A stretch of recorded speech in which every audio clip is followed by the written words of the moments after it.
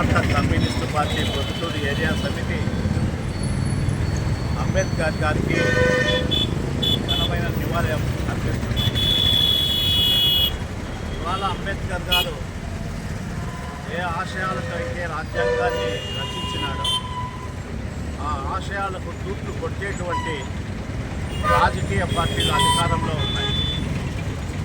ఇవాళ అనవసరంగా ప్రజల మధ్య మతాల మధ్య చిచ్చు పెడుతూ రాజకీయ పబ్బం గడుపుకోవాలనేటువంటి ఒక ప్రయత్నంతో ఈ దేశంలో వేల సంవత్సరాలుగా కలిసిమెలిసి ఉన్నటువంటి ప్రజల మధ్య లేనిపోని మత తంపులు పెట్టి మత రాజకీయాలు చేస్తూ ఈ దేశం యొక్క లౌకిక తత్వాన్ని భారతదేశం యొక్క రాజ్యాంగ స్ఫూర్తిని దెబ్బతీస్తూ ఉన్నారు.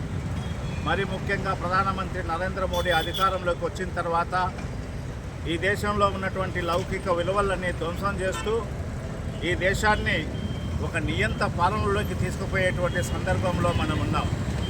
ఇవాళ బీజేపీ తెస్తున్నటువంటి బిల్లులు చట్టాలన్నీ పరిశీలన చేస్తే ఈ దేశం పట్ల కానీ ఈ దేశంలో ఉన్నటువంటి ప్రజాస్వామ్యం పట్ల కానీ ఈ దేశం యొక్క లౌకిక వారసత్వం పట్ల కానీ ఈ దేశం యొక్క బహుళ తత్వంలో కానీ నమ్మకం లేనటువంటి ఒక మతోన్మాద పార్టీ ఇవాళ రాజ్యం చేస్తూ ఉంది. ఇవాళ ఒక బిల్లు తెచ్చినారు. ఏం చెప్తున్నారు? ఇది ముస్లింల మీద ప్రేమతో ముస్లింల సమాజంలో ఉండేటువంటి పేదవారిని కాపాడేందుకు మేము ఈ బిల్లు తీసుకొని వచ్చినాం, వారికి ప్రయోజనం కలిగించేందుకు అని చెప్పేసి దొంగ మాటలు మాయమాటలు చెప్తా ఉన్నారు. ఇవాళ ఒక బోర్డులో ముస్లిమేతరులను కూడా కొంతమందిని చేర్చి ఈ దేశంలో డైవర్సిటీ కోసం మేము ప్రయత్నం చేస్తున్నామని చెప్తా ఉన్నారు. మీకు నిజంగా అట్లాంటి చిత్తశుద్ధి ఉంటే ఇవాళ ఒక బోర్డులోనే ఎందుకు ముస్లిమేతరులు ఉండాలి? మిగతా ధార్మిక సంస్థలు ఉన్నాయి కదా, హిందూ సంస్థలు ఉన్నాయి, సిక్కు సంస్థలు ఉన్నాయి, జైనుల సంస్థలు ఉన్నాయి, పారసీల సంస్థలు ఉన్నాయి. ఈ సంస్థలలో అన్నింటిలో కూడా ఆ మతానికి సంబంధించినటువంటి కాకుండా ఆ మతేతరులను కూడా అక్కడ ఎందుకు పెట్టలేదు? మీరు ఇవాళ టీటీడీ బోర్డులో హిందూయేతరులను పెడతారా? శ్రీశైలంలో హిందూయేతరులను పెడతారా? ఇంకొక సంస్థలో హిందూయేతరులను పెడతారా?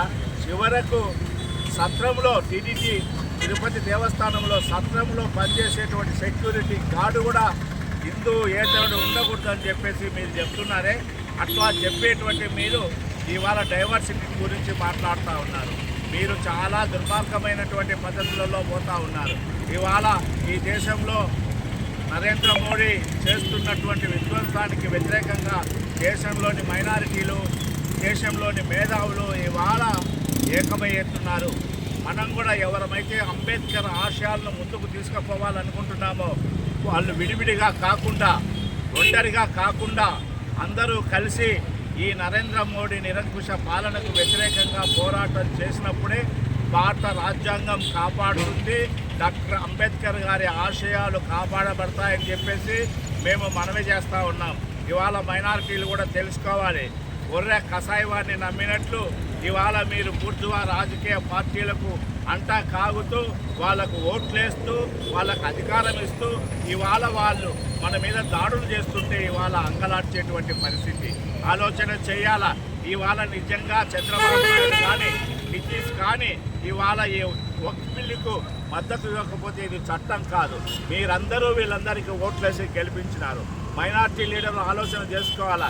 మీ స్వార్థ ప్రయోజనాల కోసం, మీ రాజకీయ ప్రయోజనాల కోసం విస్తారంగా ఉన్నటువంటి మైనారిటీ ప్రజల ప్రయోజనాలను దెబ్బతీసేటువంటి విధంగా మీరు రాజకీయాలు నిలుపుతూ ఉన్నారు. మీరు ఆలోచన చేసుకోవాలా. ఇవాళ నరేంద్ర మోడీకి ఒక ప్రత్యామ్నాయ శక్తిగా ఎవరైతే డాక్టర్ అంబేద్కర్ ఆశయాలను నమ్ముతున్నారో, ఆ ఆశయాలను ముందుకు తీసుకుపోవాలనుకుంటున్నారో వాళ్ళందరూ ఇవాళ ఏకం కావాలి.